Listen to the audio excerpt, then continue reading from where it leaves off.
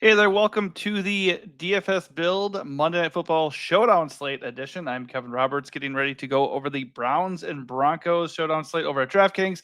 Obviously, the goal is to help you win some money, and I just enjoy this myself. Helps me with my process, and hopefully I help you as well. If I do help you in any way, smash that like button and consider subscribing to the channel so you get alerted to future videos just like this. Should be an NBA main slate video out for today too, but let's get to the Monday Night Football game showdown slate first. It's an ugly one for sure. The Browns are at Denver. The game has a 42 total. Absolutely disgusting. The Broncos are 6-point home favorites, as they should be. They are fighting for a playoff spot at 7-5, and the Browns, I think, are 3-8. So they are just on life support. If Cleveland can win out, maybe they could get in, and this is a massive game for them here if they had any hopes of doing that. Because Denver is the last team in the wild card race. So, hey, if the Browns, if they somehow win out here and the Broncos tumble, they would hold the edge, the tiebreaker against Denver, and maybe, just maybe, Jameis Winston can lead Cleveland into the playoffs. The reality is the Browns are not that bad of a team. They have been in a lot of their games. They have a good defense, and they do have some weapons on offense. They just, had Deshaun Watson as their guy for most of the season. That being said, the Browns are road underdogs for a reason. Denver has a very good defense. Denver's offense has been pretty good, a little bit spotty, but that's usually the case when you have a rookie quarterback leading the charge on offense. But Denver is rightfully favored here. So right off the bat, if we're looking at strategy and like what we want to do, the matchups are not good across the board. The Browns, the best way to attack them is on the ground, but it's not like they've been total sieves on the ground. Taysom Hill made it appear that way a couple weeks ago when he just went off against them. And also that game, because Taysom Hill is a hybrid player and technically also a tight end, that makes their tight end ranking in terms of fantasy points allowed to the position look horrific. So they're not quite as bad against tight ends as that game would have you suggest, and what their current numbers look like. And also, by the way, Denver doesn't really have a tight end that we can feel good about to deploy in this game. All that said, it is a showdown slate. We have to play who is there, and we just have to look at what options look the best and also consider some ownership. So the best way to do that is to start looking at the captain ownership and work our way from there. And by the way, I kind of got away from it. I was talking about overall strategy as we first get into here. Let me talk about that for 1 second, and that is because of the spread and because of the game situation and all the narratives baked into this and the matchups. It looks like the most logical way to attack this game would be going very Denver heavy to play the Broncos defense, perhaps their kicker, and then obviously main Broncos pieces here because they are most likely to be the ones to have the most success in this game. So you can definitely do that. And, depending on what your strategy is, as far as like how many lineups you push out, I would probably still be overweight on Denver. But there is a very clear, obvious, and easy way to gain leverage on this slate, and that is firing up Browns options. Anyways, we'll get to that as we go along. But let's just talk about the ownership at captain and see how it trickles out with the way we want to play. So right up, Bo Nix, not cheap. He is the second most expensive player on the slate. He is a dual threat quarterback. He has been good on the year. I mean, 18.7 fantasy points per game. He had 31 fantasy points 2 weeks ago against the Falcons.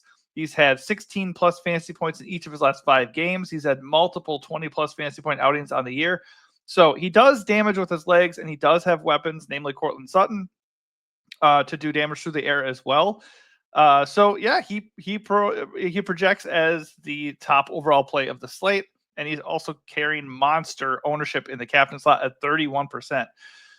So in a vacuum, I mean, in this game, I do like Bo Nix. I would imagine I'll have Bo Nix in a lot of my lineups. I think there's a couple things we can think about here. First of all, we could definitely entertain the Christian McCaffrey effect, whereas Christian McCaffrey was very owned yesterday in the Sunday Night Football Showdown slate, and he was crushing, and rightfully so. The ownership should have been there. If the 49ers were going to do anything in that game, it was probably going to start with Christian McCaffrey, and he was doing really, really well. And then all of a sudden, he didn't feel right, something in his knee, and he's out of the game. And all of a sudden, the 60% owned Christian McCaffrey and 20% in the captain is gone. And if you had McCaffrey in your lineups, you just had to hope, a lot of people didn't have Jordan Mason, or a bunch of other people popped off. It wasn't good. So could you play the angle of Bo Nix being injured? Could you play the angle of Bo Nix having a really bad game? Absolutely. So I am very into the idea of going away from Bo Nix in captain at this ownership. I think if you're doing 150 lineups, you're going to do quite a few with Bo Nix as your captain. And maybe if you're doing single entry, you don't have to get that creative. I think you can still eat the chalk with Bo Nix at captain and then find ways to get different in the flex. But if I'm doing a lot of lineups, I want to get a lot of exposure to other possibilities here, because Bo Nix is still a rookie and the matchup is not good, and the game total is low. So it's entirely possible Bo Nix eats a ton of sacks. I mean, Myles Garrett is a beast. The Browns do still have a good sack rate. They're not a fun matchup, really. And it is still a big game for them. So I could definitely see Bo Nix, going under on the projection here for sure. And anytime somebody is that chalky, we have to at least consider it. I have no qualms with, if you want to just be like, no, Bo Nix is a great play and nobody else looks good. Fine, you can play Bo Nix. I still want exposure to him. I'm probably just going to slide him over to the flex and get exposure to him that way.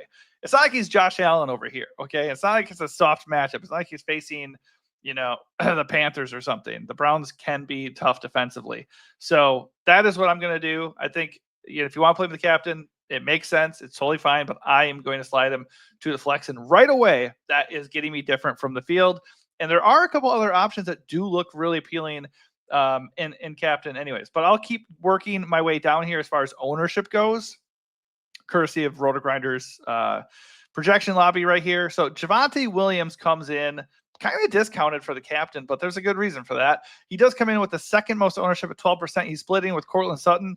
I mean, between the two, I certainly prefer Courtland Sutton. If their ownership's going to be split and they're both going to be a third of the ownership of Bo Nix, Sutton would be the play for me. And the big reason why is because Sutton's been a beast. The best way to attack the Browns is technically on the ground, but things grade out pretty well for Sutton in this matchup. He had 29 fantasy points last week.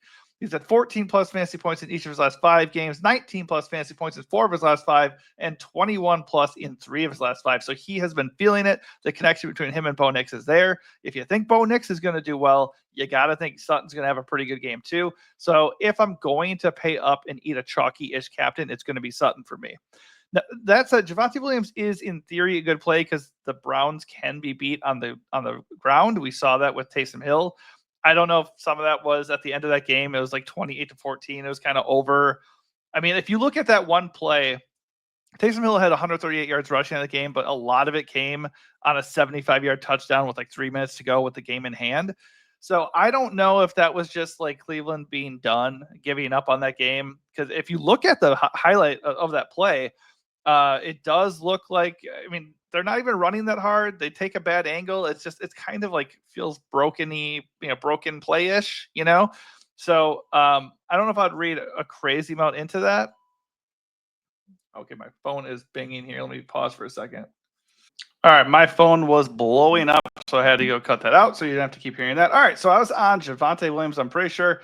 Not really going to go back to check, so hopefully I don't have to repeat myself. But the point is, Javonte Williams is also carrying ownership, tied with Courtland Sutton. They're splitting at 12% each. Javonte Williams in a vacuum is a solid play because there's not that many great plays that stand out on the slate in general. And seeing as the Saints tore the Browns a new one on the ground via Taysom Hill, in theory, the matchup looks kind of appealing. And also Denver is at home and they are favored. So everything does add up for Javonte Williams looking like a solid play. I think if you play him at the captain or in general, there's nothing wrong with that. The only problem is his role is very dicey. 3 weeks ago, he had 1 carry for 1 yard. He did come back with an 18-point fantasy outing 1 week after that, but he still only had 9 carries. And then last week, he had 8 carries for -2 yards. So the good news is he still has had a role in the fact that he had 8+ carries in each of his last 2 games, and he's also been a factor in the passing game with 2+ catches in each of the last 4 games. So if they are winning the game, I think Javonte Williams could end up being a smash play. We know Javonte Williams is a talented player. They just have so many guys that they are playing now, whether it be Audric Esteem or Jaleel McLaughlin. It's like, can we really trust him? I think at that ownership, I'm very willing to slide Javonte to the flex or even fade him and hope that I can hit with one of the other running backs or just target a different Denver guy maybe, or just somebody else in general in the captain that would be, that could maybe hit and not have such a low floor. So the problem with Javonte is the floor is disastrously low. So if he's going to be chalky, I have no issue going with Sutton or Nix more in the captain and just in general get going underweight on Javonte. One guy I want to talk about that's very, very interesting coming in fourth in ownership is David Njoku. So the Broncos are a middle of the road matchup against tight ends, not exactly elite, but also not soft. So it's funny because I need David Njoku to get 21 fantasy points to make the playoffs in a dynasty league. It's not very likely, but I'm cheering for him. So might as well talk about him here too. Well, the matchup is not great. The role really is pretty good. I mean, he is a featured player for their passing game anyways, and we know that it's pretty likely that Cleveland will be playing from behind.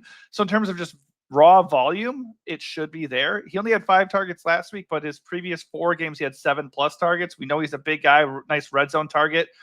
Also, Cedric Tillman, the number 2 guy for the Browns at wide receiver, is now out. So Patrick Surtain is going to be spending most of his time trying to lock up former Bronco Jerry Jeudy.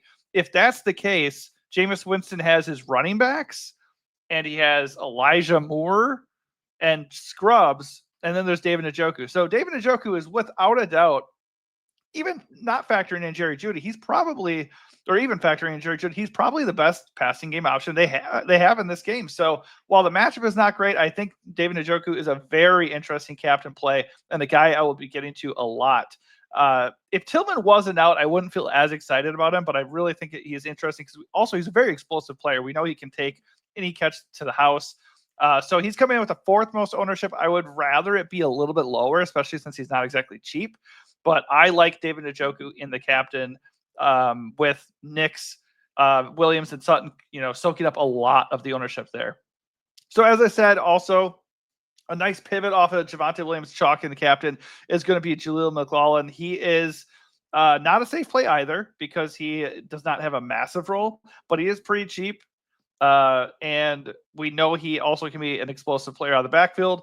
Not super featured in the passing game. And, last week he had 7 carries, which was his most carries since week 8. And that week he only had 8 carries. So he's a rotational player. We really have to hope that the Broncos are playing with a lead if we're going to captain him. And we probably need him to break some long runs and or score a touchdown for it to hit.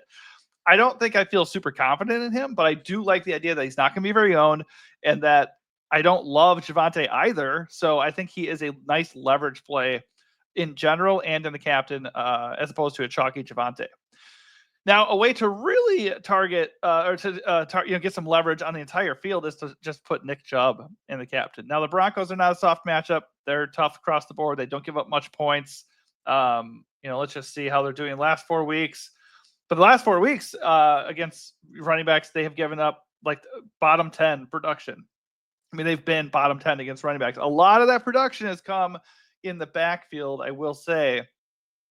They've given up 239 yards and 24 catches to running backs. That's the 2nd most catches and the most yards to running backs. So that's probably going to play into them having a lead, and then that might end up having somebody like Jerome Ford looking a lot better. But that isn't what we want to talk about here. What we want to talk about is Nick Chubb coming in and just beasting out and running all over them to the point where the game script gets flipped and the narratives go out the window, and all of a sudden the Browns are winning this game on the road, and it's all because Nick Chubb smashes. Is it very likely? No, it's not. But here's the deal. Nick Chubb last week had 19 fantasy points and 2 touchdowns in an upset win over the Steelers. Do we get that again? I think at 3% ownership in the captain, that is definitely something I have a lot of interest in attacking just for the hopes that it could happen again. And if we strike gold and Nick Chubb gets 19 fantasy points in the captain at that ownership, that feels really, really fun. In that same vein, with Jerry Jeudy likely locked up by Patrick Surtain, we can look at Elijah Moore. Who's the other guy the Browns are going to have here that they activate? Jamari Thrash, I think it is. Let me just double check who else they have active at wide receiver. We know David Bell's out for forever. Boy, they have Kadarius Toney here. He's back on their practice squad. Watch out in case he's activated. Any of these other guys you want to keep an eye on. Jamari Thrash is the one that actually played the last 2 weeks, though. And he is the most likely guy to factor into the equation here. So there is also still Jerry Jeudy. Jerry Jeudy is not projecting for ownership. I don't even see him on here, actually. Where is Jerry Jeudy? Oh, here he is. So his projection's pretty good. He's not projecting for any ownership. He's very, very interesting. It's basically, can he get off on a broken play, or can he just soak up a ton of volume with Cedric Tillman out?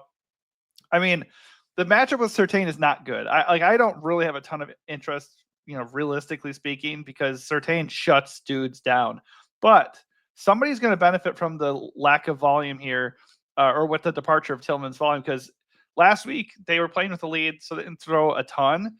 And Tillman only had 4 targets, but in the previous 4 games, he had 8+ targets, and he kind of smashed across the board. So somebody's going to benefit from that. Elijah Moore could definitely be that guy, and he's not going to be in the captain very much. So he looks really interesting. And if you want to sidestep the Surtain matchup, Jerry Jeudy also could be a very interesting captain play. Realistically, I don't want to mess with Surtain. So if I'm going to captain a Browns receiver, it's going to be Njoku, or it's going to be Elijah Moore, most likely. I don't mind a sprinkling of Jamari Thrash or one of the other Browns receivers that end up, they're all going to be dirt cheap. Just double check who actually is active and going to play. And then we could definitely, if you want to load up, it's not really the game to load up. Like, what do you do? Go get Bo Nix, Javonte, Sutton. Like, one of those guys is going to bust. So I don't think we have to do that. I would just maybe entertain doing that more in the flex, but it's there. It's on the table. The other thing here is the Broncos defense. I mean, you can certainly look at the Browns defense too. That's way more contrarian. I don't really want to captain either of them, but realistically, the Broncos have a chance at shutting down Cleveland here. They're down their number 2 receiver. Jameis Winston eats sacks and throws picks. I mean, that's what he does. He either's going to come out here and get 360 yards and 3 touchdowns, or he's going to throw 3 picks, right? So captaining the Broncos or getting a lot of exposure to the flex makes a lot of sense.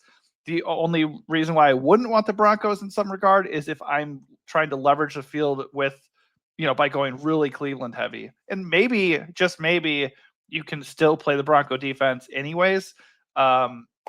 But I'd probably have them in most of my lineups where I'm going Broncos heavy.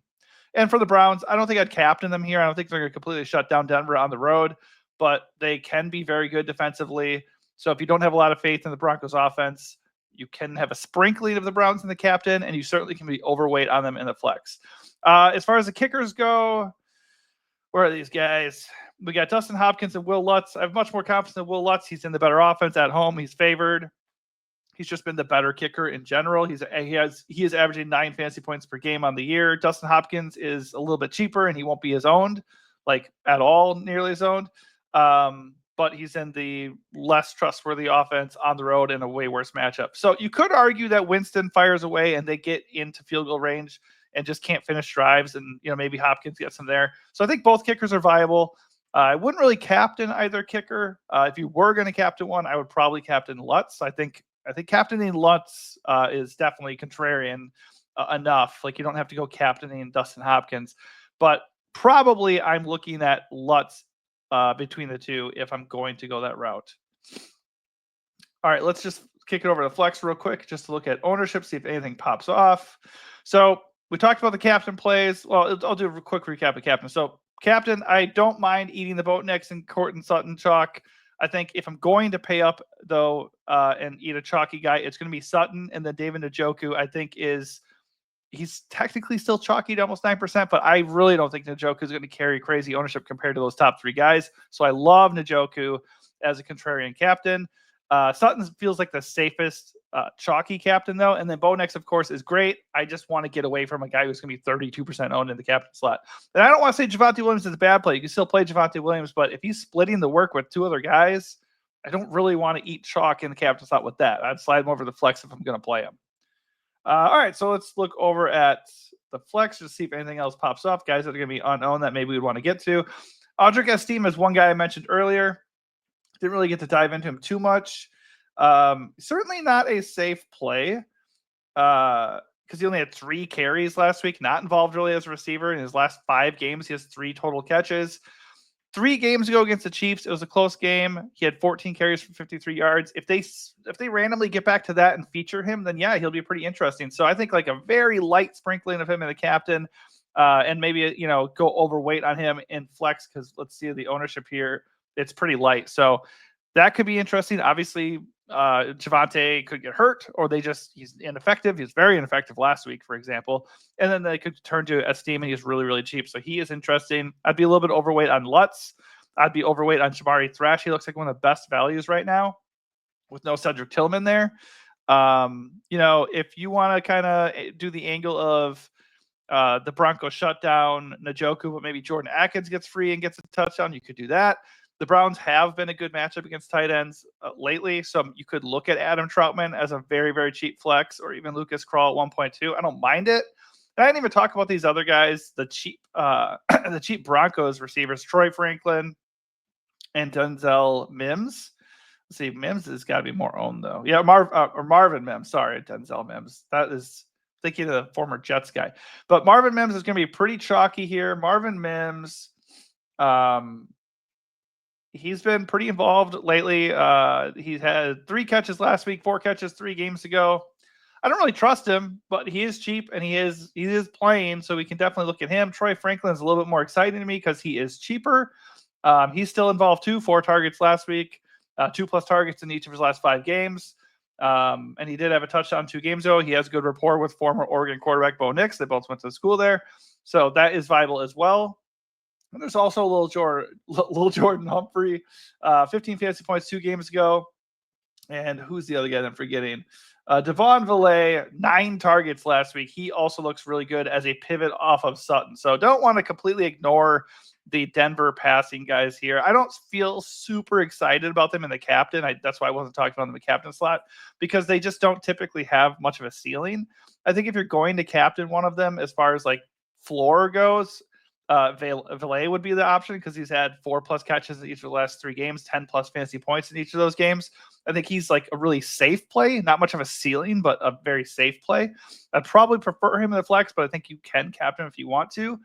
And then Mims and Franklin are just like, can they bust a big play and get a touchdown? It's really, you're rolling the dice there. Very light sprinkling of the captain, but I don't mind them in the flex because they are really cheap. All right, so that's going to do it for me. My personal strategy is going to be just really getting contrarian in the captain right away with, I think, Njoku and Chubb are 2 really good ways to do that. If you are going to target Broncos guys, I would still go away from Sutton and Javonte and Nix and go try to find that Nix connection that maybe not everybody's going to be on, whether it be Villay, Mims, Franklin, maybe even the tight end, maybe one of the other running backs besides Javonte. I think that is going to be a really fun way to target this slate. All right, hopefully this helps you out in some way. If it does, smash that like button and also consider subscribing to the channel. Thanks for watching and good luck.